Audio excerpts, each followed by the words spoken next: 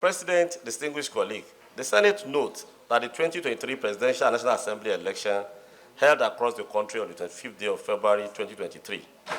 The result of elections were announced at the various over 176,000 polling units in the country, and the collation of the results were conducted in the over 9,000 wards and 774 local government and the 36 states and the FCT across the country. The above process are ongoing in line with the Electoral Act passed by this National Assembly. That the issue of use of electronic technology in started the Electoral Act is for its use by INEC as may be appropriate.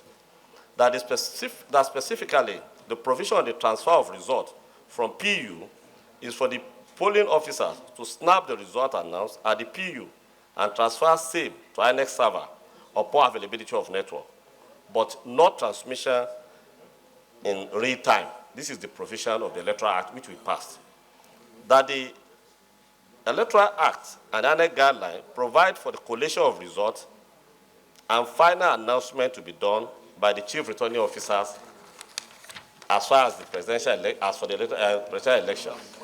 That the Electoral Act provides for any person that is dissatisfied with the announced result to seek redress in the court and not to engage in any other unlawful action. This Senate is concerned with the various comments and actions by individuals on the ongoing process of collation and announcement of presidential election. The Senate is worried of the potential effect of such comments and action to the peace, welfare, and progress of this country. The Senate is therefore urged to resolve to urge all political actors, leaders, and all Nigerians to remain calm, law-abiding, and allow the process of collation and announcement of the result of the presidential election held on 25th day of February 2023. The Senate should urge INEC to conduct its responsibility of collation and announcement of the presidential election in line with the guidelines for the conduct of the election.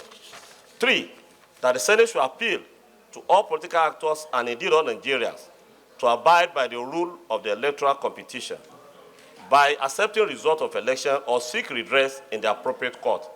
I so move, Mr. President. Excuse me, Senator Betty. Go ahead, please. Mr. President, please, if we have to discuss